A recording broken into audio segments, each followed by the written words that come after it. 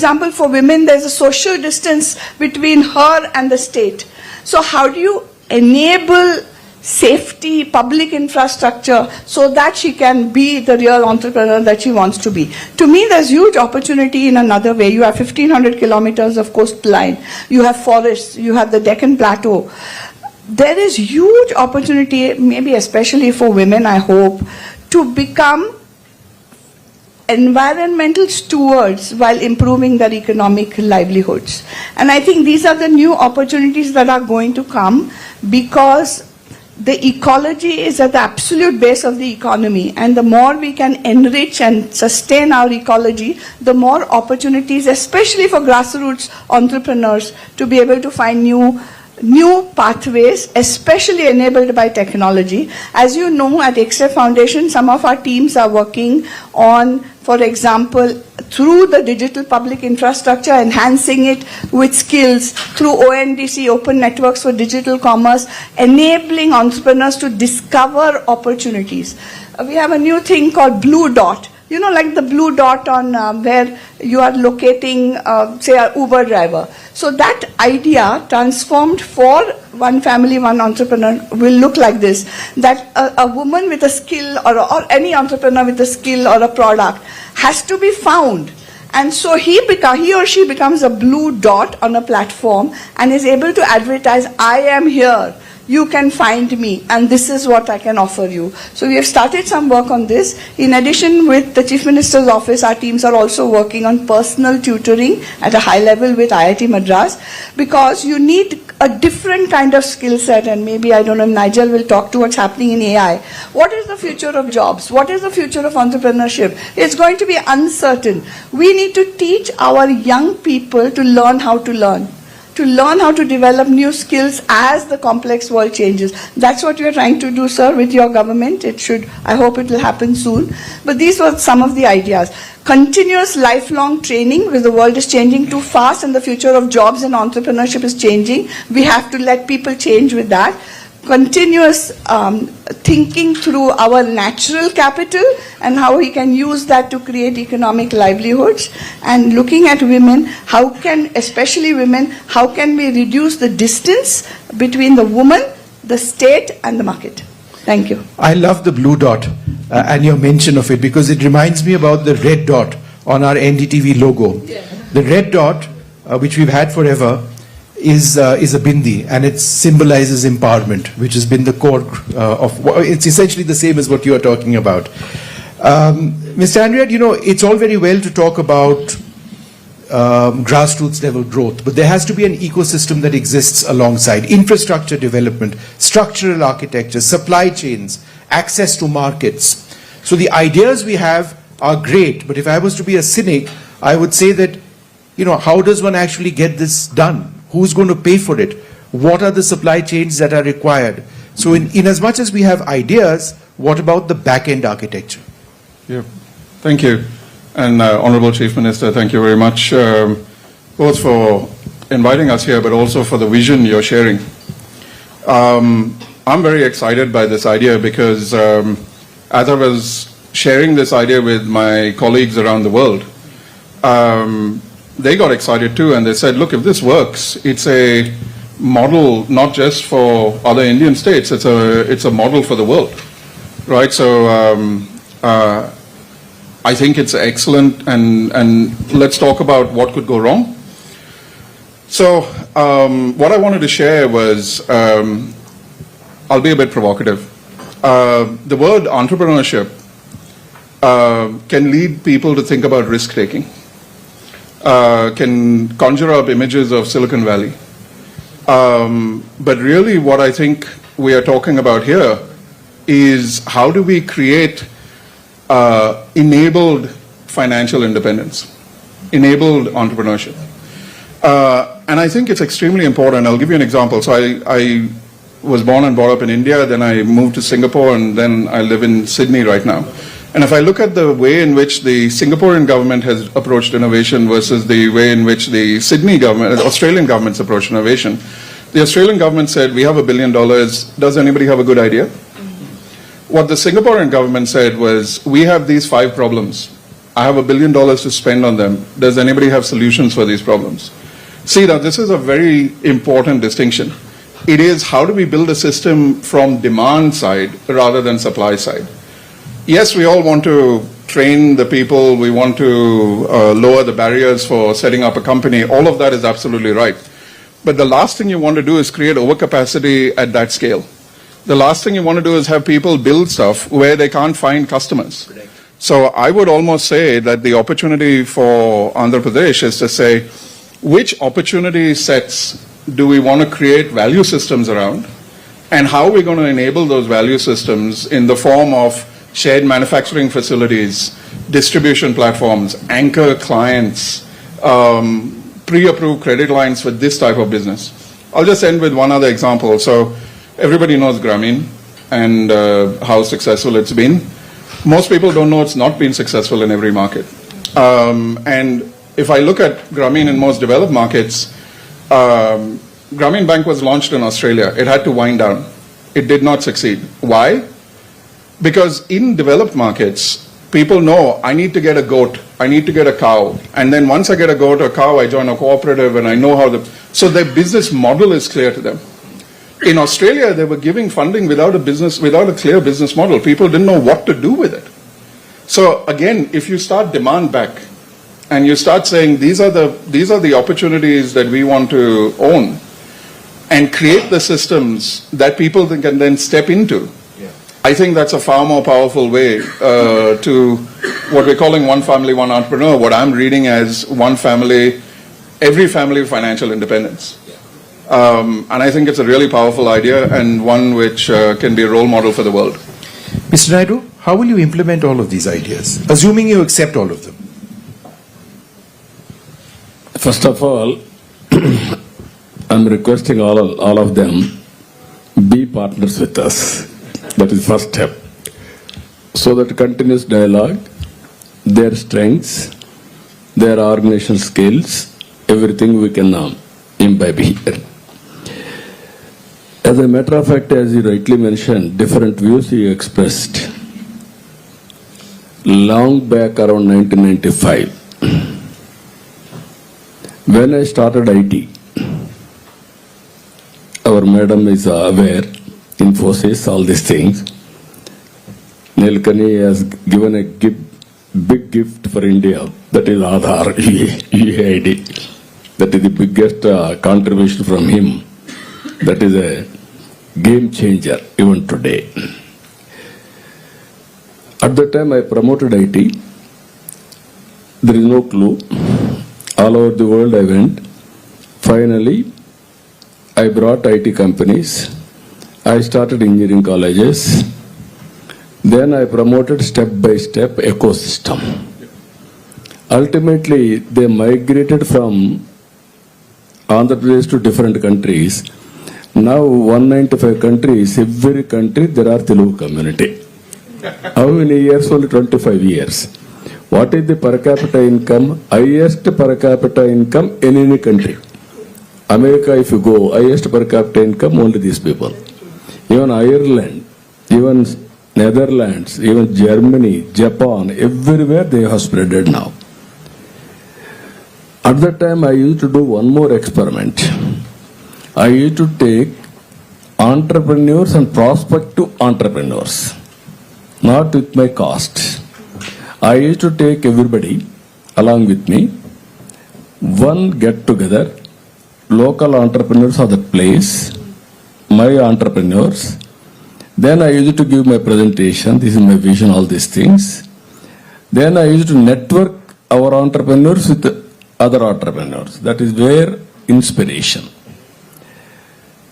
Over a period of time, all entrepreneurs of Andhra Pradesh has become very strong entrepreneurs. Talking each other, sometimes technology or otherwise knowing each other, collaborating, so many things happen. That is where second generation entrepreneurs are very strong from Andhra Pradesh, Telugu States, not other states. As he rightly mentioned, Sinha, somebody has to take lead. Then only it will be tested, you are successful or failure. you are not taking any risk. How can you be successful? Now that is where India is moving very fast now. I wanted to go for inclusive society. Growth story should be inclusive. Financial independence you call, or otherwise one family, one entrepreneur. Just now I asked our IBM and everybody to train AI. They are having a plan of 5 million. I am asking them to train 1 million plus in Andhra Pradesh. Mega scale. Here I request you one thing, all of you. Industry, service, agriculture, everything is going on. But value addition is missing. Product perfection is missing. How to bring all these activities in structured way, organized way, that is MSME, one family, one entrepreneur. No, in fact, sir, that sort of moves right into my next question. Value addition is missing. How do we define value addition? In fact, Sonia, that was my next question for you, because how does Salesforce measure and define metrics which actually look at business resilience and long-term viability? What's working and what's not? How do you do that? Yeah, thank you. Well, the first thing that comes to mind is a journey we've been on for a long time. Our philanthropy has been focused on education, and this conversation is really resonating with me because over the last 2 years we've been thinking about reskilling and upskilling and how do we have to transform our own workforce at Salesforce, but how do we help others do that? And so this idea of AI fluency, and if you Google Salesforce AI fluency, we just put out some thought leadership around what does that look like, and so I think that helps to kind of define some of the metrics of, how do you know when you've arrived? And I very much agree with my colleagues. It's a lifelong learning journey. The other thing that comes to mind is true kind of classic definition of environmental sustainability. So for us, when we think about things like regenerative agriculture, or decarbonization, or clean energy transition, we do a significant amount of tracking on our own software of carbon emissions, clean energy produced, additional clean energy to the grid, fresh water conserved or regenerated. So I think the good news is most tech companies are becoming much more sophisticated, and so are our investors, maybe most importantly, and our customers, in thinking about not only what are you delivering us from a technological outcomes perspective, but who's the company behind that and what are your practices, and really choosing to partner with companies and enterprises that are investing across the whole value chain from sustainability, inclusive growth, human rights. So we're pleased to be on that journey, and I'm so excited to see some of the largest companies in the world, folks who are here like Amazon, Google, Microsoft, etc. Some of our hyperscalers that we're so heavily reliant on Sure. for this digital age. Sumanth, how does one become an entrepreneur in the clean energy space?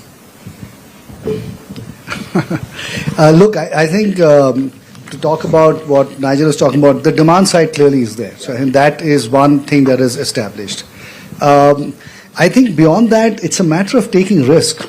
Having I think one basic precondition for being an entrepreneur is you need to have a level of education. You need to be able to understand what's happening around you. You need to be able to sense, what are the opportunity sets around you. You need to be able to go and talk to people to raise financing and so on. So for all of that, I think education is a basic prerequisite. So I think along with the One Family, One Entrepreneur program, clearly the whole thrust on education really needs to be strengthened to the extent it isn't already there. But certainly that is an area that needs to be looked at. I think the other important thing is, risk-taking in India so far has not really been a very positive thing. Everybody has been very risk-averse in general, certainly in northern India, where I grew up, perhaps not so much in Andhra. But risk taking is something that we need to encourage. We need to make examples of people who've tried again and been successful to prove the fact that taking risk and not succeeding there's nothing wrong with that, right? So take the stigma away from being an entrepreneur and not being successful. Because not everybody is successful. The reality is that a lot of entrepreneurs do not end up being successful. So I think the basic prerequisites of being an entrepreneur need to be fostered. Financing also, as I said, needs to be there. And then clean energy or any other sector for that matter, I think it doesn't matter. As long as you can sense what the opportunity is and are willing to take the risk of jumping out and taking advantage of it. I think that's the fundamental fact. Ms. Nilagani, when we speak about women's empowerment, it sometimes happens independent of where the power center lies in a deeply patriarchal society that we sort of live in. So my question is, when it comes to decision-making power, when it comes to asset ownership, and not just being treated as supplementary income in a household defined by men, how do you actually change mindsets? I think mindsets are changing. It's slower than we would like, but it's definitely changing. I think, women are in India and globally staying longer in education than men. This has changed just in the last 15 years. So also they can better see, thanks to much enabling state policy, I can only talk about India, both at the state level and at the union government level, there's been tremendous enabling policy for women. The self-help groups are just one of many, many examples. So I think in that sense, a woman who can bring economic dignity to her home automatically has a better voice. There are some exceptions, but so we do want the economic empowerment that Chris was also talking about, and which is one of their big flagship programs at the Gates Foundation. I just want to say one thing more here, that we know, as Sumant also just said, that 1 in 10 entrepreneurs usually succeed. We don't want with this program to set up 9 to fail without some kind of safety net. In the West, the free markets, they talk about free markets, but they have tremendous safety nets for their entrepreneurs.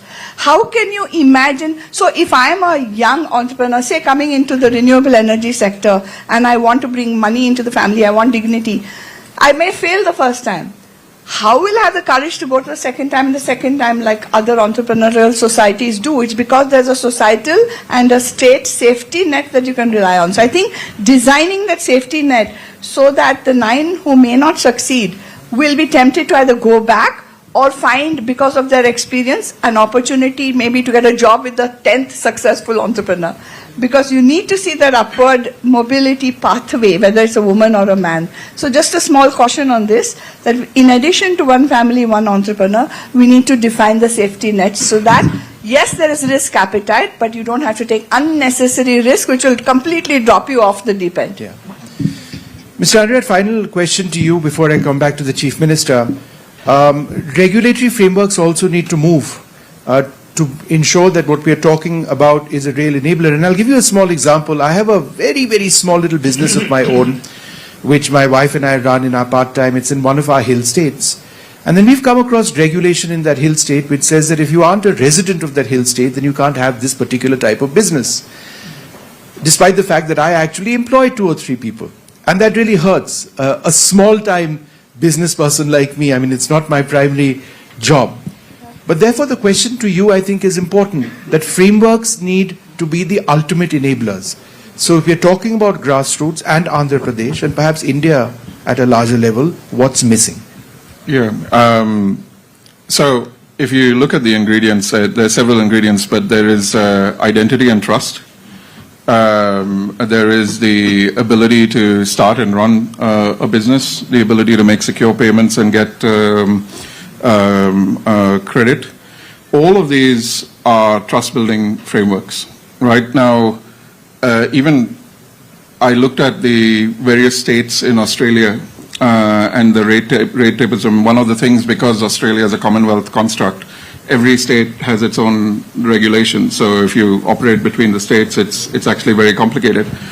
I know in the Indian context, setting up, because of some of my clients in the retail space, setting up a retail store has 40 approvals. So you can't expect people who are trying to keep their families going to go through that sort of opportunity. So the single window concept, the ability to leverage Aadhaar and the other concepts in order to streamline setting up. I think the way it's been characterized is people treat these small businesses as they're not just large businesses, but just at a smaller size. Sure. They can't handle that level of complexity, right? So we almost need to have contextual-based risk policies, right, which basically recognize what could go wrong if something happens here, and maybe we don't need to put all of that in place. So the policy structures are absolutely important. I would say at both ends of the business, I would call out, one, at the start of the business, and two, the safe harbor clauses and the sandboxes that we create for failure. That doesn't create a moral hazard for people to take unnecessary risks. So if I were to design it, I would design it at those two ends as critical regulatory policies to put in place. Final word to you, sir. Lots of ideas over here, lots of hopes, certainly in Andhra Pradesh. How would you, in a sense, summarize the opportunities? Now, I'm very happy to hear so many opinions and also how to plan further. I'm exploring some ideas with the audience also and friends also here. Safety net is a must. We have to create, how to create that safety net. One is we are having an impression, out of 10, 9 will fail. First of all, we have to make it out of success rate is more. Yeah. That is number one. That is where we are working, Ratan Tata Innovation Hub. Now main center and 5 zones, then we will take it last mile district, supporting infrastructure, MSME parks, every constituency, plug and play. Somebody is coming with idea, then they will start the industry. This type of exercise we are doing. Second one, P4, we are working a concept. Public-private partnership, we are building roads, airports, everything. Now we are adding one more concept, public-private people's partnership.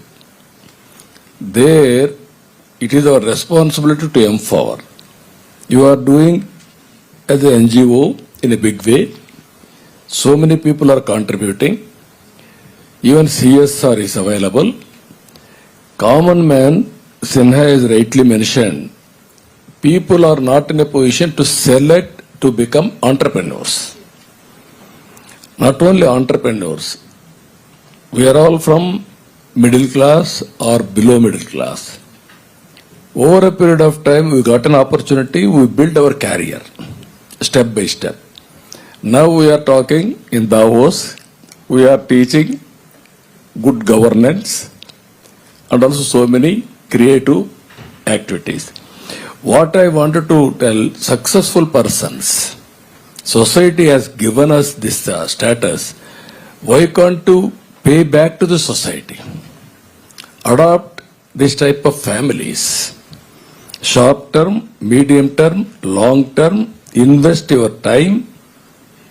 What they need, they are not aware what is the right decision. Because of right time, they are unable to take decision. Suppose one person 10th class. Intermediate, he may not go. Then what parents will do? They will stop education.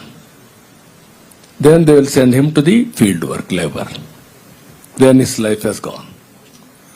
At that time, you can intervene for 3 years education. What type of education? Then you coach him.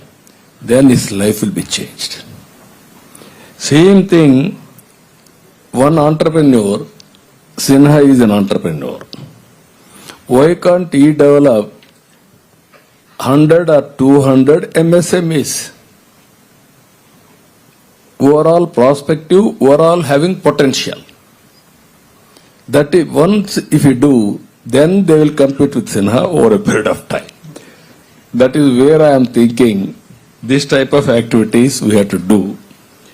And ultimately Blue Dot, as you rightly mentioned, madam, last year International Women Day, I announced 1 lakh women entrepreneurs, micro or general entrepreneurs. We are completing now. This year I want to announce 5 lakhs, that means 500,000. Next year if I succeed, I can announce 1 million. People like you has to come there and inspire them, your success stories. This is where success will bring kick, then there will be more success. That is where I am doing this exercise. I am very happy all of you has given, even on the floor, you are having any doubts you can ask or you can give some ideas. We will adopt it, we will take to the logical. Why don't you speak a bit loudly? And Bye. Yeah, thank you very much, Honorable Chief Minister here. And I am really like the concept of family and one entrepreneur, and it's connecting to my personal life where I started my career in 1998, and I was very much impressed about your initiations. And I started with 2,000 rupees salary, and when I was 18 years. So now I'm becoming an entrepreneur and given opportunity for almost 150 people. And we are working across the globe, and US and Europe and the UAE market, working with a smart government initiative. What I'm seeing is like the kind of initiatives you are taking now, it's really putting the foundation for the next 10 years. And I want to see even from the AP government or AP, like next generation Google, next generation Microsoft, or even so big what's your companies. question, specifically, your question? Yeah, my question is, we need, even the entrepreneurs are there, but succeeding that entrepreneurs is also very important, and also scaling that into a global market where it can give an opportunity to becoming a next generation organizations actually. So we need government support and also the organizations in industry Okay, and economic. I think I get what you're saying. Would you like to briefly answer that question? The backing of the government to Yeah. ensure there is success. No, this is not only backing, we are taking ownership, mentoring, encouraging, nurturing, bringing that ecosystem, everything we'll do. One example I'm giving you. We are having 40 lakh Telugu community migrated from Andhra Pradesh to different countries. Now I am asking, wife and husband are employees. One has to start business. If you succeed, other will join. That is how we are promoting outside also this type of entrepreneurs. As you rightly mentioned, this is the exercise I am doing.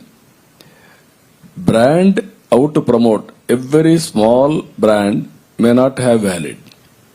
How to bring common brand for all these people.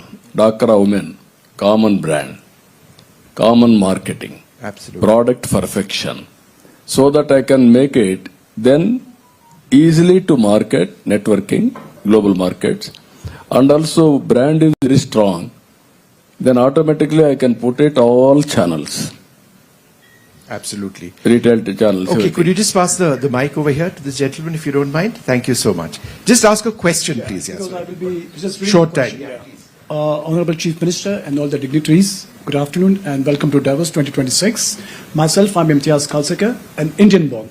I'm an entrepreneur in Dubai and this is our company 50 years.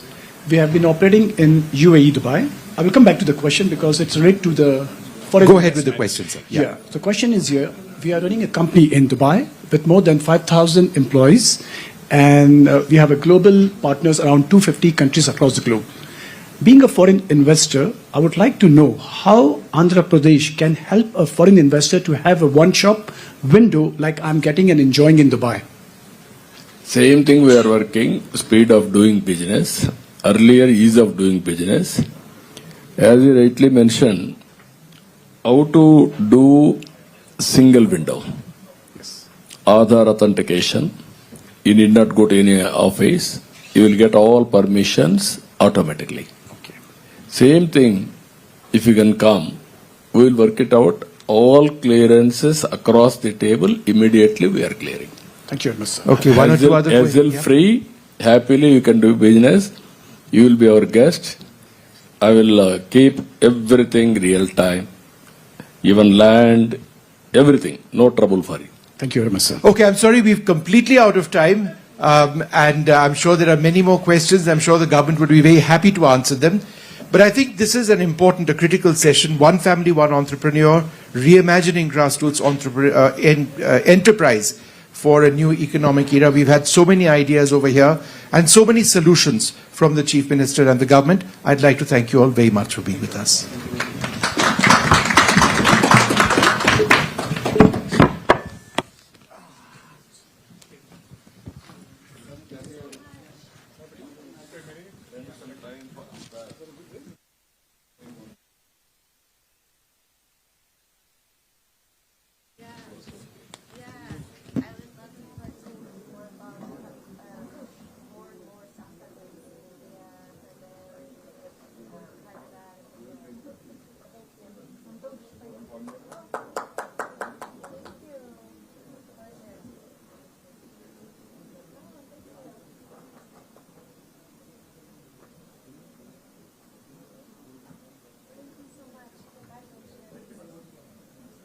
Thank you.